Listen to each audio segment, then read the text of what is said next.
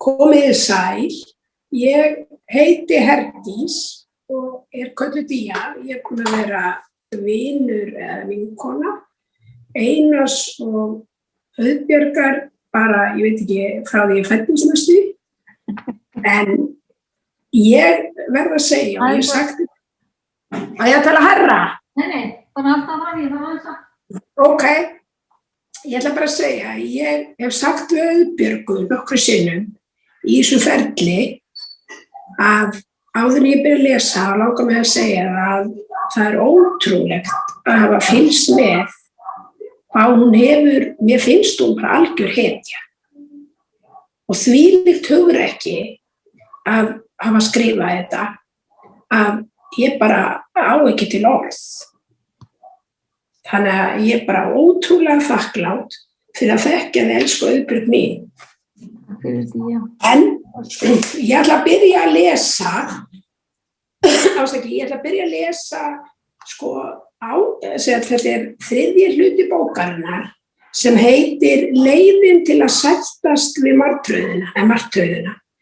Og ástæðan fyrir því að ég valdi þennan kafla er það að eins og ég sagði við Auðbjörgu, mér finnst vera í gegnum sorgina og örvæntinguna, þá sé ég svo mikla von.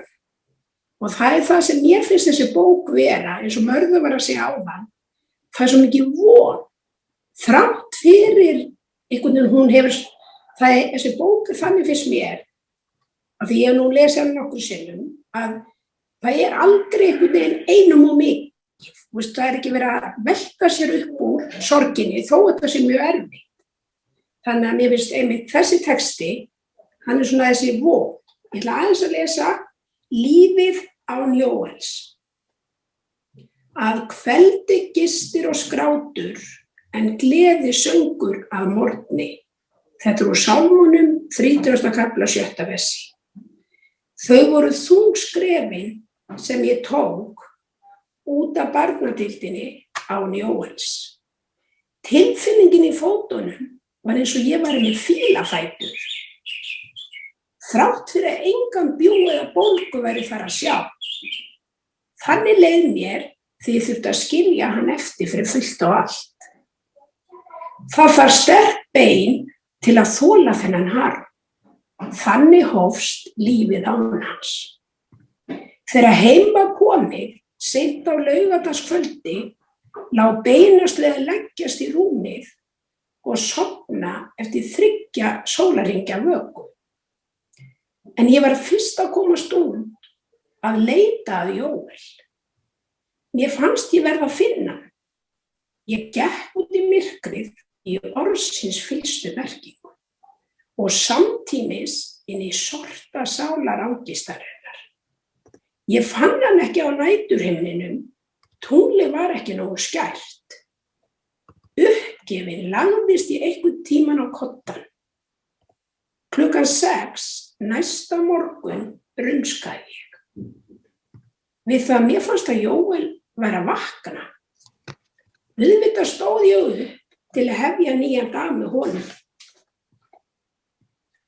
Lyfti sænginni, en þá var hann ekki þar. Ó já, hvernig læt ég? Hann er auðvitað á spítala, hugsaði ég, og lagðist aftur og sofnaði. Maður meðtekur ekki þennan sársauka og því honum hafnað í fyrstu. Lítið man ég eftir þessum degi, nema það streymdu blóm og kveðjur að úr öllum áttum. Húsið fylltist á fólki og mat næstu dagana sem ég er afar þakklát fyrir. Í þessum hluta bókarinnar lýsi ég lífi mínu og okkar án Jóels og þá sérstaklega hvernig ég tókst á við sorgina og verkefni lífsins í kjölfarið. Enn og aftur finn ég hve dýrmætt það er að hafa skrifað dagbók á góðum dögum og slæmum. Örin sem ég ber eftir þessa atburði á bráðamóttökunni minna mig á að ég átti yndislegan dreng. Heila fjölskyldu og drauma mínir höfðu ræst. Að auki minnir örulega á að ég á góðan Guð sem fylgir mér í gegnum táradalina inn í gleði og velsæld. Hann stærri en banvæn mistök og það ég líka. Takk fyrir kærlega að fá að lesa upp fyrir ykkur. Jú, takk fyrir því.